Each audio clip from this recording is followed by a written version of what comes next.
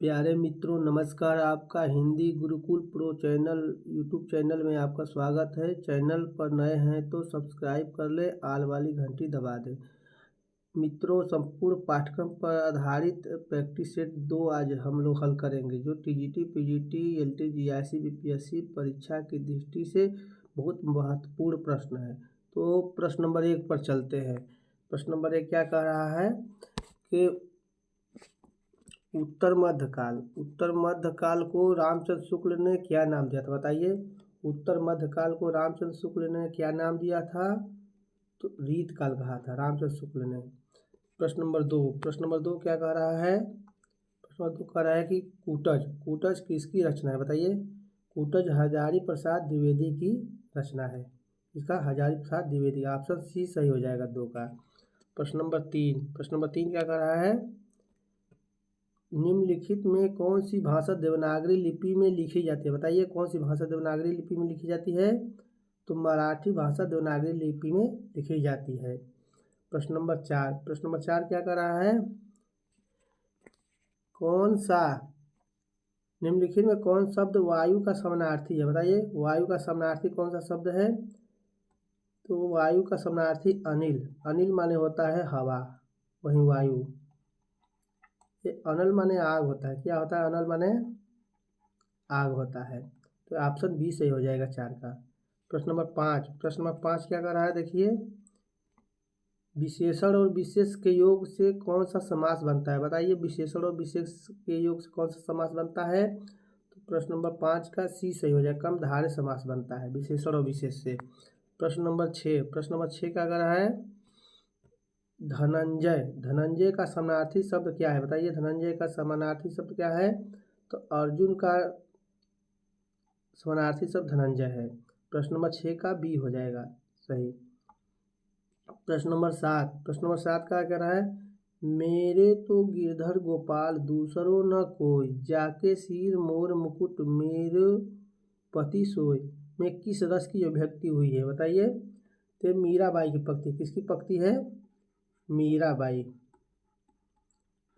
के ये भक्ति रस से संबंधित है। एक श्री कृष्ण जी को पति के रूप में मानती हैं। फिसल पड़े तो हर हर गंगा का अर्थ है? बताइए, फिसल पड़े तो हर हर गंगा का क्या अर्थ है? तो मजबूरी में काम करना। इसका क्या अर्थ हो जाएगा? मजबूरी में काम करना। ऑप्शन बी सही हो जाएगा 8 का। प्रश्न नंबर 9 पर चलते हैं। प्रश्न नंबर 9 क्या कर रहा है? निम्नलिखित में कौन सा एक उपन्यास जैनेन्द्र रचित है? बताइए, जैनेन्द्र का कौन सा एक उपन्यास है? तो परख है। परख इनका प्रथम उपन्यास है। जैनेन्द्र का परख प्रथम उपन्यास माना जाए। इसकी रचना काल कब हुई है? 1929 ईस्वी में हुई है। इसका रचना काल बहुत इंपॉर्टेंट है, याद कर लीजिएगा, क्योंकि प्रथम रचना है जैनेन्द्र की। अभ्युदय शब्द में कौन सी संधि है? बताइए, अभ्युदय शब्द में कौन सी संध है? तो यण संध है।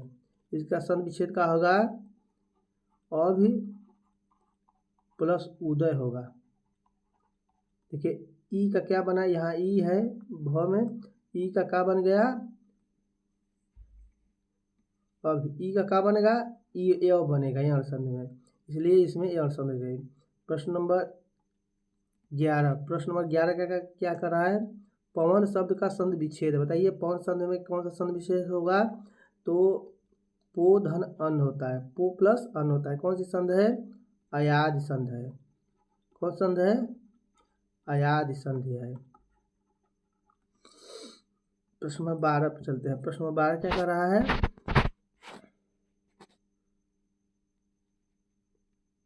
परमेश्वर में कौन सा समास है? बताइए।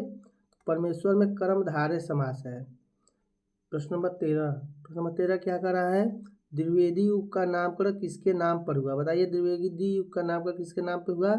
तो महावीर प्रसाद द्विवेदी के नाम पर द्विवेदी युग का नाम पड़ा। निम्नलिखित में कौन एक व्यंग्य लेखक? बताइए, कौन व्यंग्य लेखक हैं? तो हरिशंकर परसाई व्यंग्य के लिए जाने जाते हैं। 14 का ए ऑप्शन सही हो जाएगा। प्रश्न नंबर 15 क्या कर रहा है? एक मनई के दुई बेटवे रहीन, ओह माँ लहुरा अपने बाप से कहिस, दादा धन माँ जवन हमार हिस्सा लागत हो तवन हमका दै द। यह अवतरण हिंदी की किस बोली में है बताइए, किस बोली में लिखा गया है? तो ये अवधी बोली में। किस बोली में? अवधी बोली में लिखा गया है। निम्नलिखित में एक लोकोक्ति है, उसका चयन कीजिए। कौन सी लोकोक्ति है बताइए? मैं बताया था मुहावरा और लोकोक्ति में अंतर करना। तो एक पंथ क्या है? एक पंथ। देखिए यहाँ इतना दो कार्य अलग, तो ये लोकोक्ति ऑप्शन डी सही हो जाएगा। देखिए मुहावरा में हमेशा पीछे ना लगा रहता है, होना, चुराना, देखिए लगा है। प्रश्न नंबर 17 संचारी भावों की संख्या कितनी मानी गई? बताइए संचारी भावों की संख्या कितनी मानी है? तो 33 मानी गई। ऑप्शन सी सही हो जाएगा 17 का। भरतमुनि ने संचारी भाव की संख्या 33 माना है। जात रूप, जात रूप का पर्याय है बताइए, जात रूप किसका पर्यायवाची है? तो जात रूप का पर्यायवाची होता है सोना, अर्थात सी ऑप्शन सही हो जाएगा 18 का। 19 चलते हम लोग। निम्नलिखित में एक उपमा अलंकार का अंग नहीं है, बताइए कौन सा उपमा अलंकार का अंग नहीं है, उसको चयन करिए।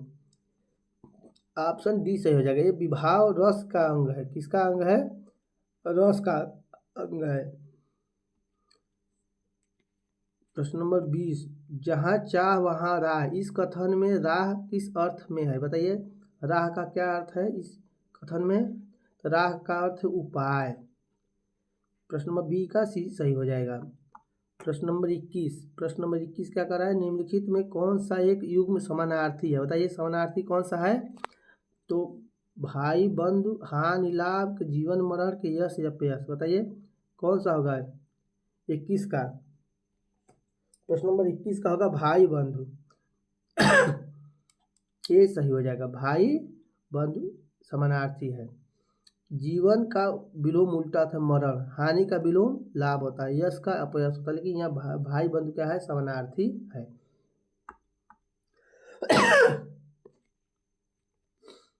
बिना किसी प्रकार का नुकसान उठाए कार्य पूरा हो जाना किस लोकोक्ति का अर्थ है बताइए? बिना किसी नुकसान के कार्य पूरा हो जाना, तो सांप मरे और लाठी भी न टूटे, ऑप्शन ए सही हो जाएगा। चलिए 23 पे, प्रश्न नंबर 23 क्या कर रहा है? प्रश्न नंबर 23 कर रहा है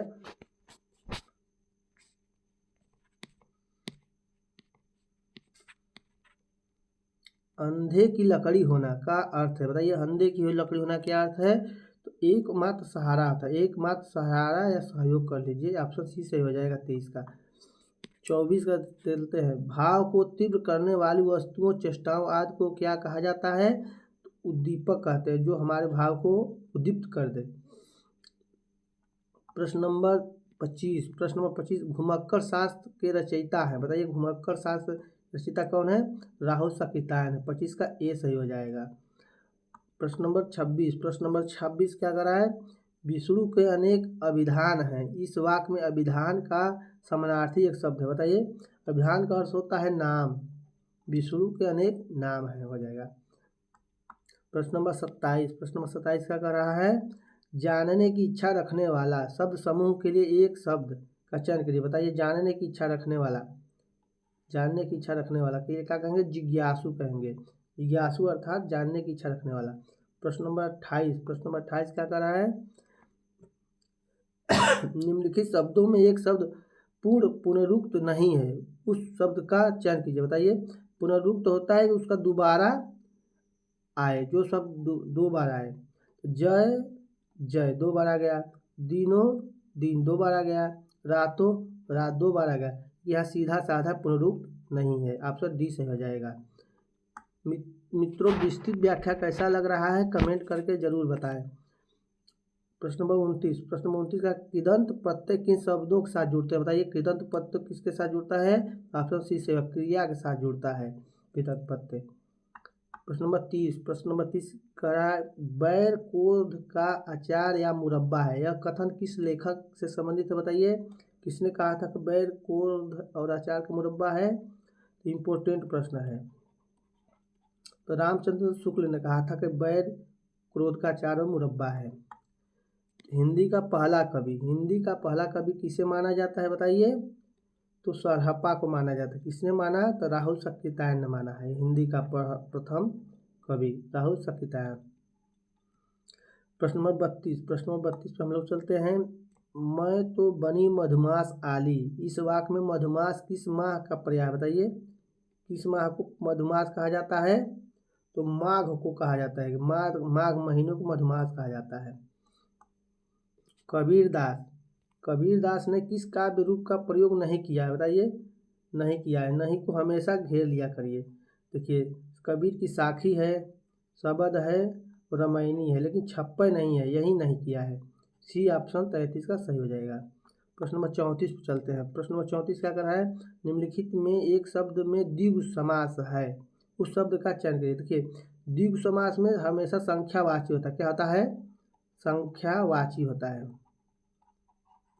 संख्यावाची देखिए किसे? सप्ताह। देखिए, सप्ताह मतलब 7, 7 यहाँ आ गया ना, सप्त माने 7 होता है। संख्यावाची द्विगु समास है। ऑप्शन बी से हो जाएगा 34 का। 35 पे चलते हैं।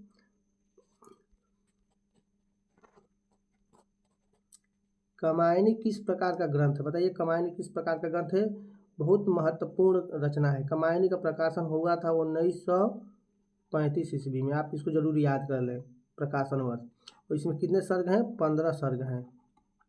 पहला सर्ग है चिंता और अंतिम सर्ग है आनंद। और इसका क्या हो जाएगा? महाकाव्य है, महाकाव्य। ऑप्शन सी सही हो जाएगा। प्रश्न नंबर 36, प्रश्न नंबर 36 क्या कह रहा है? तारसप्तक का प्रकाशन कब हुआ था बताइए? तारसप्तक का प्रकाशन कब हुआ था? तो 1943 ईस्वी में तारसप्तक का प्रकाशन हुआ था। प्रश्न नंबर 37, प्रश्न नंबर 37 चलते हैं। धर्मवीर भारती, क्या धर्मवीर भारती किस सप्तक के कवि हैं? तो किस सप्तक कवि हैं धर्मवीर भारती?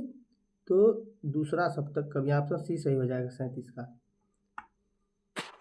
प्रश्न नंबर 38, प्रश्न नंबर 38 क्या कर रहा है?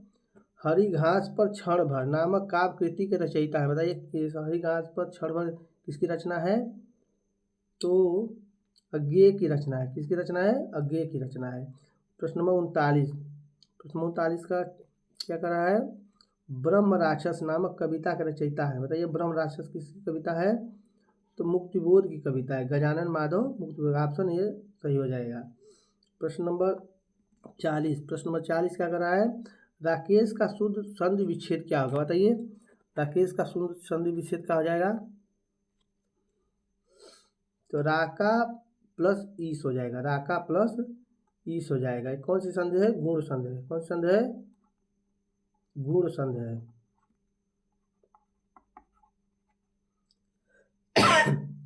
प्रश्न नंबर 41, निम्नलिखित में कौन सा युग्म शेष 3 से भिन्न है बताइए?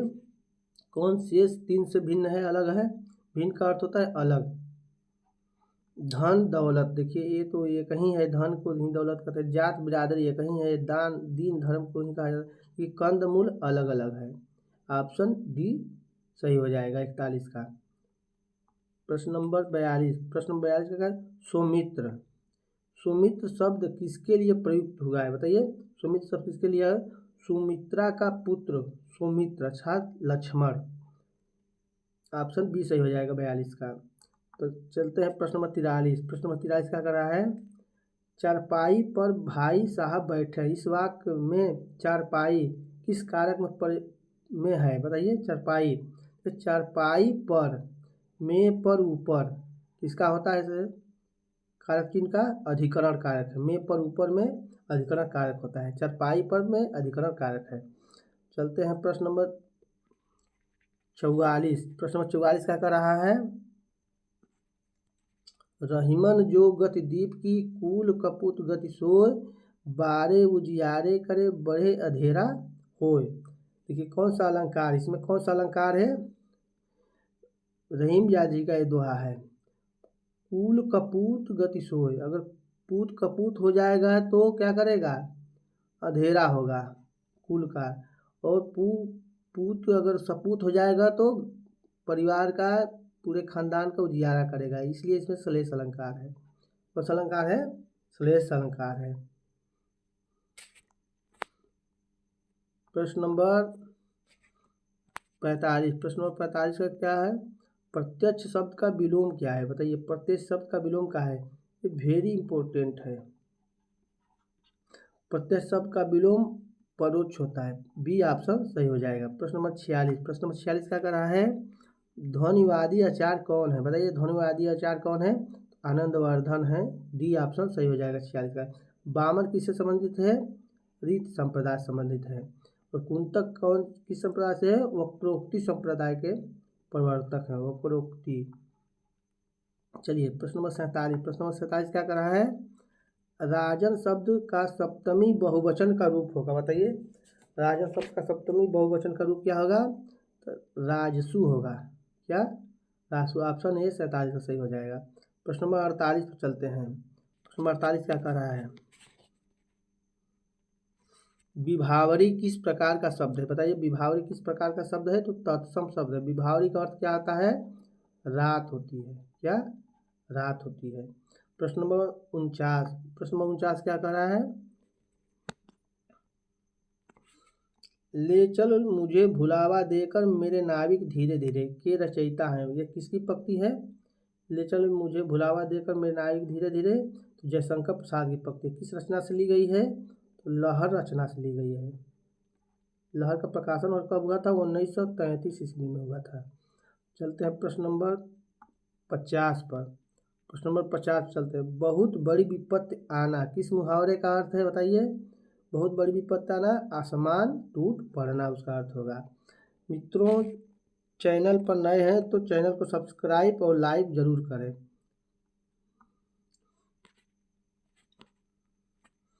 किसी विषय की पूरी छानबीन किए बिना निर्णय देना ठीक नहीं है के लिए उचित शब्द है बताइए, इसका क्या अर्थ होगा, ऑप्शन सी सही हो जाएगा, विश्लेषण करना मतलब छानबीन करना। निम्नलिखित में कौन शब्द कालवाची है बताइए, कौन सा शब्द कालवाची, काल अर्थात समय, काल का अर्थ क्या होता है, समय, तो इसमें कौन है, तो अवधि, अवधि, ऑप्शन सी सही हो जाएगा, 52 का सी सही हो जाएगा आपका। प्रश्न नंबर 53 पर चलते हैं, प्रश्न नंबर 53 क्या कर रहा है, निम्नलिखित में से कौन सा शत्रु का समानार्थी है बताइए, शत्रु का समानार्थी कौन सा है, तो आरात होगा, क्या आरात का अर्थ होता है शत्रु। प्रश्न नंबर 54, प्रश्न नंबर 54 क्या कर रहा है, गांगेय किसके लिए प्रयुक्त हुआ है, गांगेय, गांगेय अर्थात गंगा का पुत्र बताइए, गंगा का पुत्र कौन था, तो भीष्म थे, गंगा के पुत्र भीष्म, ऑप्शन डी सही हो जाएगा 54 का। प्रश्न नंबर 55 का, एडवोकेट शब्द का उपयुक्त हिंदी रूपांतर क्या होगा, एडवोकेट शब्द है ये अंग्रेजी भाषा का है, इसका हिंदी रूपांतर क्या होगा, अधिवक्ता, एडवोकेट को अधिवक्ता कहते हैं, ऑप्शन सी सही हो जाएगा। प्रश्न नंबर 56, प्रश्न नंबर 56 क्या कर रहा है, निम्नलिखित में खड़ी बोली का प्रथम महाकाव्य कौन सा है बताइए, तो खड़ी बोली का प्रथम महाकाव्य है प्रियप्रवास है, कौन, इसके रचनाकार कौन है, हरिऔध है, इसका प्रकाशन वर्ष कब है, 1914 ईस्वी, प्रथम महाकाव्य है, आप इसे बहुत इम्पोर्टेंट समझेंगे। अंतेवासी, अंतेवासी शब्द का अर्थ है बताइए, अंतेवासी का क्या अर्थ होता है, ऑप्शन सी से हो जाएगा, गुरु के समीप रहने वाला विद्यार्थी को अंतेवासी कहा जाता है। भौतिक, भौतिक शब्द में देखिए 58 का,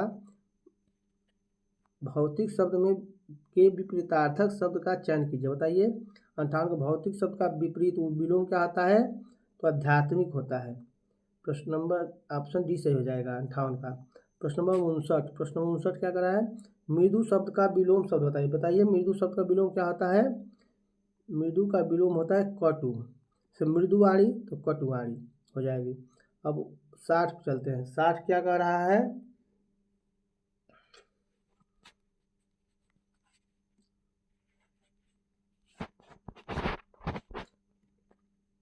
ज्ञ, ज्ञ, ज्ञ वर्ण किस वर्णों के सहयोग से बना है बताइए, ज्ञ वर्ण किसके किसके सहयोग से बना है, तो ऑप्शन बी सही हो जाएगा। देखिए ज और इया मिलता है तो ज्ञ बनता है। प्रश्न नंबर 61, प्रश्न नंबर 61 क्या कर रहा है, निम्नलिखित में कौन शब्द इंद्र का पर्याय है, पर्याय मतलब पर्यायवाची है बताइए, किस माने होता है? शक्र माने इंद्र होता है, शक्र माने इंद्र होता है। राजी माने तो कमल होता है। प्रश्न नंबर 62 पे चलते हैं। निम्नलिखित में एक शब्द वर्तनी अशुद्ध है, एक शब्द की वर्तनी क्या है? अशुद्ध है। उस शब्द को चयन करिए, शब्द को चयन कीजिए। कौन सी वर्तनी अशुद्ध है? अत्याधिक नहीं होता है, अत्यधिक होता है, इसी गलत है। अत्यधिक होता है, तो ऑप्शन सी सही हो जाएगा। प्रश्न नंबर 63 क्या कर रहा है? निम्नलिखित में एक शब्द संध की दृष्टि अशुद्ध है, उस शब्द का चयन करिए। बताइए कौन सा संध की दृष्टि अशुद्ध है?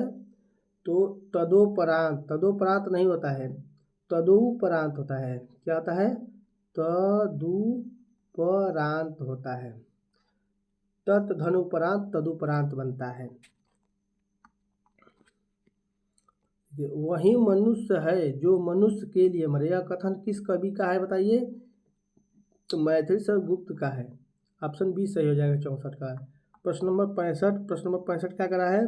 सूरदास ने किसे दीक्षा प्राप्त की? बताइए सूरदास ने किससे दीक्षा प्राप्त किया? तो सूरदास के गुरु का नाम बताइए। तो वल्लभाचार्य से दीक्षा प्राप्त किया, वल्लभाचार्य के शिष्य थे सूरदास। मित्रों प्रश्नोत्तरी कैसी लग रही है? आप इसे लाइक कर बटन दबा करके जरूर बताएं। प्रश्न नंबर 66 क्या करें? रामचंद्र शुक्ल ने रीत काल का प्रवर्तन किस कवि को माना है? बताइए रामचंद्र शुक्ल ने रीत काल का प्रवर्तक किसे माना है? शुक्ल के अनुसार रीत काल का प्रवर्तक है चिंतामणि, ऑप्शन सी सही हो जाएगा 66 का। प्रश्न नंबर 67 क्या कर रहा है? इनमें से कौन सा कवि रीत मुक्त नहीं है? बताइए रीत मुक्त कौन नहीं है? नहीं को हमेशा घेर दिया करिए। भूषण रीत मुक्त नहीं है, घनानंद रीत मुक्तक है, बोधा रीत मुक्तक है, आलम भी रीत मुक्तक है। प्रश्न नंबर 68 लक्षण ग्रंथों का निर्माण करने वाले कवियों को क्या कहा जाता है? बताइए जिन्होंने लक्षण ग्रंथ लिखा उन्हें क्या कहा जाता है? आचार्य कवि कहा जाता है, आचार्य कहा जाता है। प्रश्न नंबर 69 क्या कर रहा है? तुलसीदास का समय इनमें से क्या है? देखिए तुलसीदास हमारे भक्त काल के सबसे मोस्ट कवि हैं, इसलिए इनका जरूर समय याद कर लिया। तो 1532 ईस्वी में है इनका जन्म और 1623 में इनका मृत्यु हो गया है। प्रश्न नंबर सी सही हो जाएगा 69 का। प्रश्न नंबर 70 क्या कर रहा है? लोकनायक वही हो सकता है जो समन्वय कर सके। तुलसी के विषय में यह कथन किसका है? बताइए। ये वेरी इंपॉर्टेंट कथन है, ये हजारी प्रसाद द्विवेदी का कथन है कि लोकनायक वही हो सकता है जो समन्वय कर सके। चलिए चलते हैं 71 प्रश्न। नमस्ते संध का संध विच्छेद क्या होगा? बताइए। नमस्ते नमः धन ते होता है, ऑप्शन सी सही हो जाएगा। ये कौन संध है? विसर्ग संध है, विसर्ग संध है। प्रश्न नंबर 72 क्या कर रहा है? विद्याधनम में कौन सा समास है? विद्या रूपी धन अर्थात कर्मधारय समास। कौन सा समास है? ऑप्शन सी सही हो जाएगा 72 का। चलते हैं 73 क्या कह रहा है?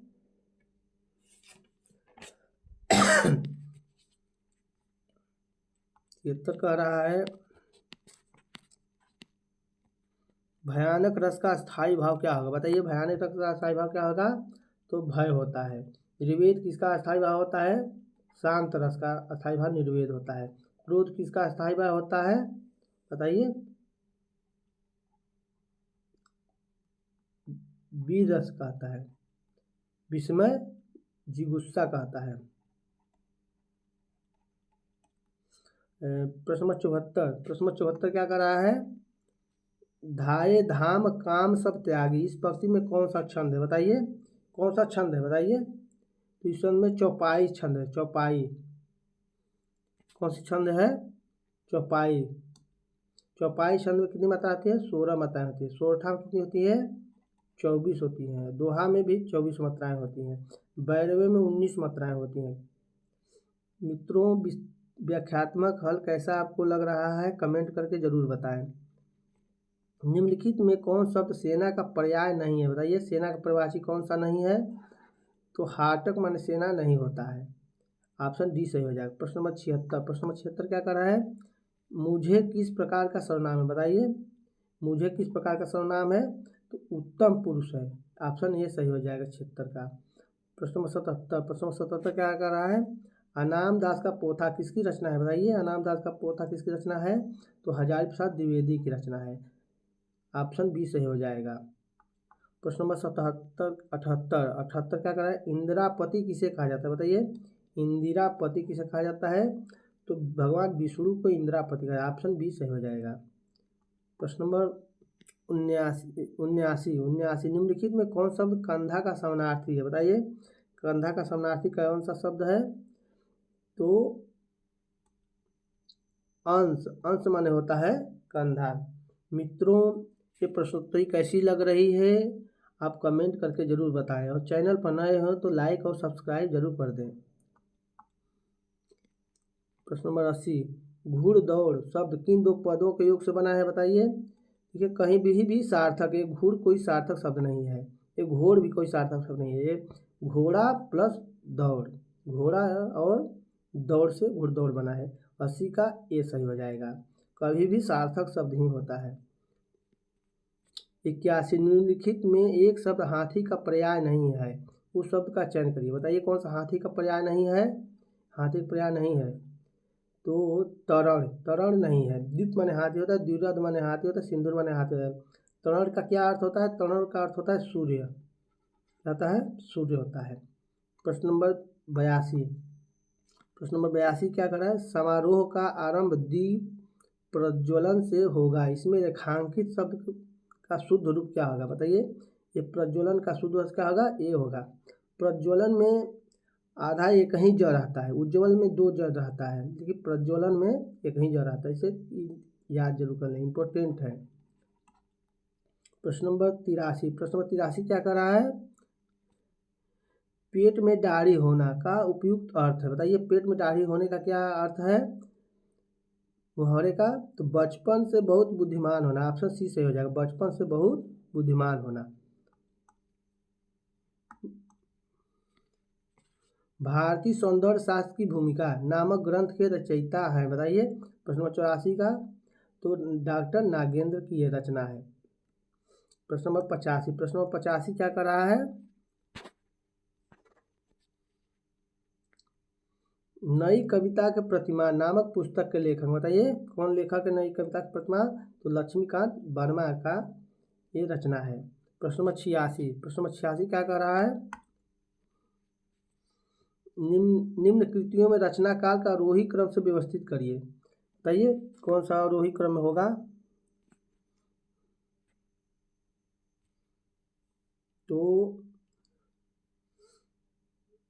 डी ऑप्शन सही है। मेरा अतीत के चलचित्र, तब स्मिथ की रेखाएं, तब पथ के साथी और तो मेरा परिवार, ये सभी महादेवी वर्मा के संस्मरण है। 86 का डी सही हो जाएगा। प्रश्न नंबर 87 चलते हैं। प्रश्न नंबर 87 क्या कर रहा है, मैं आपके उज्जवल भविष्य की कामना करता हूँ, इस वाक्य में रेखांकित शब्द की शुद्ध वर्तनी क्या है, बताइए। उज्जवल की शुद्ध वर्तनी बताइए कौन सा होगा, उज्जवल का शुद्ध वर्तनी ऑप्शन ए सही हो जाता है कि उज्जवल में दो आधा ज होते हैं, हमेशा याद करिए, ये भी इम्पोर्टेंट शब्द है, इसको जरूर याद कर लीजिएगा। परीक्षा की दृष्टि से ये बहुत मोस्ट इम्पोर्टेंट प्रश्नोत्तरी है। द्रवहु सुदशरथ, द्रवहु सुदशरथ अजीर बिहारी में रेखांकित शब्द का क्या अर्थ है, बताइए। ये रेखांकित अजीर का क्या अर्थ है, अजीर का अर्थ होता है आंगन होता है, क्या होता है आंगन। ऑप्शन सी सही हो जाएगा 88 का।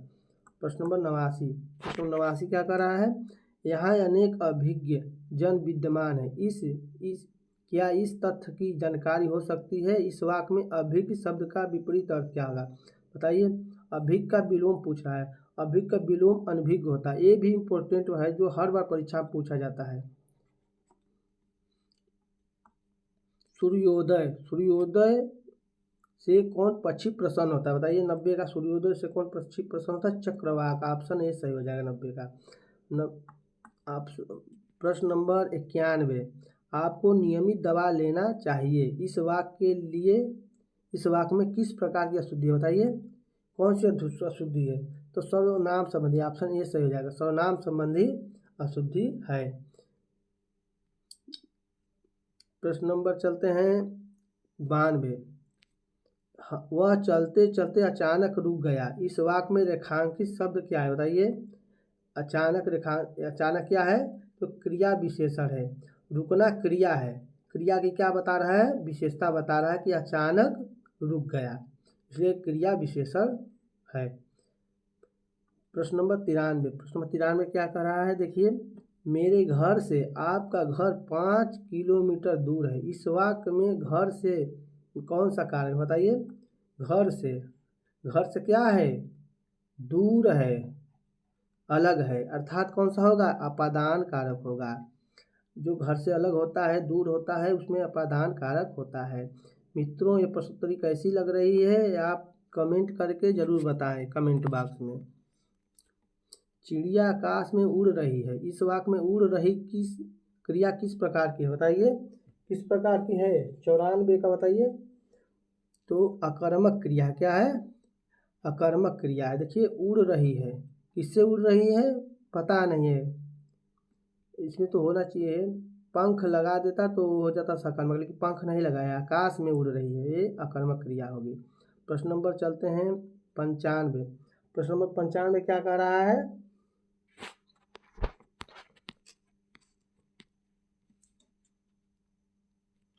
निम्नलिखित सूचियों को सुमेलित कर सही कोड का चयन करना है बताइए।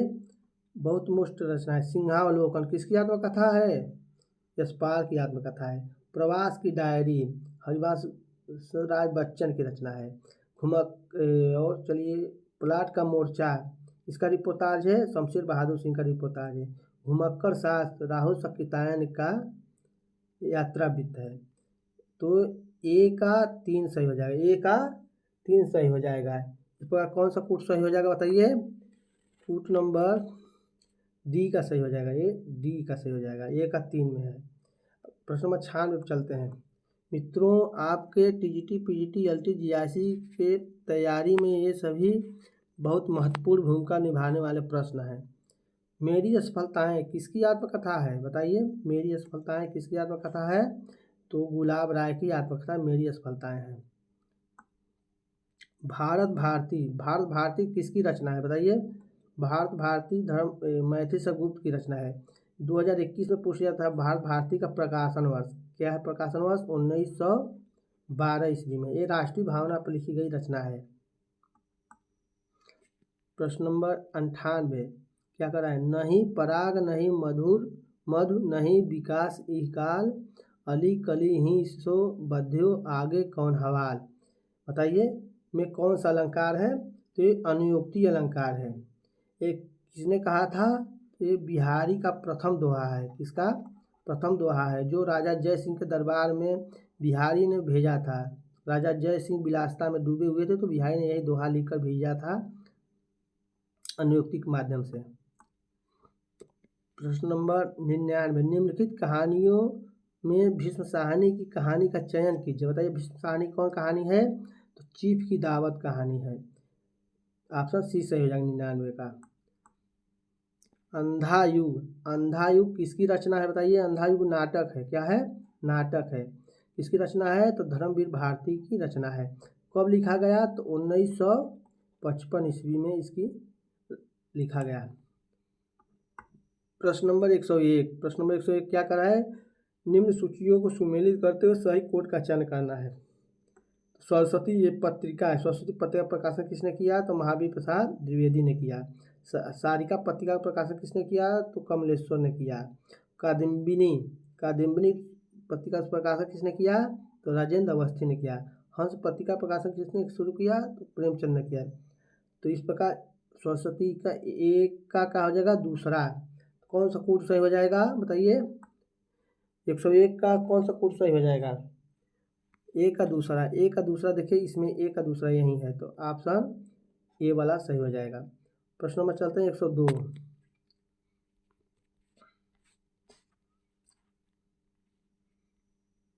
प्रश्न नंबर 102 क्या करें। इनमें से भारवी की रचना कौन सी बताइए। भारवी कवि की कौन सी रचना है, तो किरातार्जुनीयम, क्या है, किरातार्जुनीयम है। ये अभिज्ञान शाकुंतल किसकी रचना है, कालिदास की रचना है। रत्नावली हर्ष की रचना है। उत्तम रामचरितम भभूति की रचना है। प्रश्न नंबर 103 क्या कर रहा है। अरे यायावर रहेगा याद, बताइए। अरे यायावर रहेगा याद किस विधा की पुस्तक है? तो यात्रावित्त है। क्या है? यात्रावित्त है। किसकी यात्रावित्त है? अज्ञेय की यात्रावित्त है। 103 का 20 सही हो जाएगा। प्रश्न नंबर 104। 104 क्या कर रहा है? प्रेमचंद का कौन सा उपन्यास अपूर्ण रह गया? बताइए। प्रेमचंद का कौन उपन्यास पूर्ण नहीं हो पाया, अपूर्ण रह गया?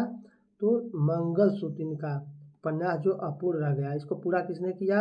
इनके पुत्र प्रेमचंद के अमृत राय ने पूरा किया। प्रश्न नंबर 105। माधवजी सिंधिया। माधव सिंधिया उपन्यास के रचयिता कौन है? तो माधवजी सिंधिया उपन्यास के रचयिता वृंदावन लाल वर्मा है। तो डी ऑप्शन सही हो जाएगा। प्रश्न नंबर 106। प्रश्न नंबर 6 क्या कर रहा है? अली कली ही सो विद्यो आगे कौन हवाले। पंक्ति किस कवि के? देखिए ये उस दोहे की आधा ही पंक्ति पूछ लिया है। बिहारी का प्रथम दोहा है। इसका है बिहारी का। प्रश्न नंबर 107। प्रश्न नंबर 107 क्या कर रहा है? इनमें से भारतीय ज्ञानपीठ पुरस्कार किस कवि की कृति पर नहीं मिला है? किसको नहीं मिला है? तो जयशंकर प्रसाद को नहीं मिला। ऑप्शन सी सही हो जाएगा। प्रश्न नंबर 108 क्या कर रहा है? कौन सी कृति माघ की है? बताइए। संस्कृत कवि के माघ थे, तो माघ की रचना शिशुपाल बद्धम। ये देखिए स्वप्नवास दत्तम किसकी रचना है? भास की रचना है। मालती माधव किसकी रचना है? भवभूति की रचना है। बुद्धचरितम किसकी है? अश्वघोष की रचना है। मित्रों आप टीजीटी पीजीटी एलटीजीआईसी देना चाहते तो चारों ऑप्शन पर अपना कमांड बनाएंगे तभी आप सफल हो पाएंगे। कौन सी रचना बृहत्त्रयी में नहीं आती? देखिए बृहत्त्रयी में कौन नहीं आती? तो रघुवंशम नहीं आता, क्योंकि बृहत्त्रयी में कालिदास की कोई रचनाएं नहीं आती हैं। नैषधीयचरितम में बृहत्त्रयी है, शिशुपाल बद्धम भी बृहत्त्रयी है, कृतजनियम बृहत्त्रयी है, लेकिन रघुवंशम बृहत्त्रयी नहीं है, ये लघुत्रयी है। एको रस करुण। एको रस करुण एव किसका कथन है? बताइए। तो भवभूति का कथन है। ये 2021 टीजीटी में पूछ लिया गया है प्रश्न। टीजीटी में प्रश्न नंबर 111 है। प्रश्न 111 क्या कर रहा है? अर्थ गौरव के लिए किस कवि का नाम लिया जाता है? बताइए। अर्थ गौरव के लिए कौन प्रसिद्ध है? अर्थ गौरव के लिए भारवी प्रसिद्ध है। कालिदास किस लिए प्रसिद्ध है? उपमा के लिए कालिदास प्रसिद्ध है। भवभूति किसके लिए प्रसिद्ध है? करुण के लिए प्रसिद्ध है। मित्रों कंटेंट कैसा लग रहा है? आप चैनल पे नए हो तो लाइक और सब्सक्राइब करके कमेंट करके ज़रूर बताएं। पद लालित के लिए किस कवि को जाना जाता है? बताइए। पद लालित के लिए किसे जाना जाता है? पद लालित के लिए डांडी को जाना जाता है। कालिदास को उपमा के लिए जाना जाता है। देवोयप में कौन सी संधि है? बताइए। देवोयप में पूर्व रूप संधि है। देवो प्लस अप होता है। क्या होता है इसका संधि विशेष? देवो प्लस अप पूर्व रूप संधि है। प्रश्न नंबर 114। प्रश्न नंबर 114 क्या कर रहा है? करणिया में कौन सा प्रत्यय है? देखिए करणिया करण प्लस अनियर प्रत्यय। कौन प्रत्यय है? अनियर से करणिया बना है, इसलिए अनियर प्रत्यय है। ऑप्शन बी सही हो जाएगा 114 का। 115 क्या कर रहा है? हरित्रातः में कौन सा समास? बताइए। हरित्रातः में कौन सा समास है? तो तृतीया तत्पुरुष है। प्रश्न नंबर 116 पर चलते हैं। प्रश्न नंबर 116 क्या कर रहा है?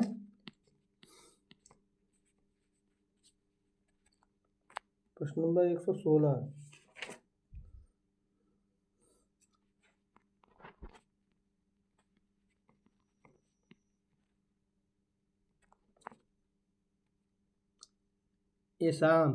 एसाम रूप में इदम नपुंसक लिंग के कौन से विभक्ति है? बताइए।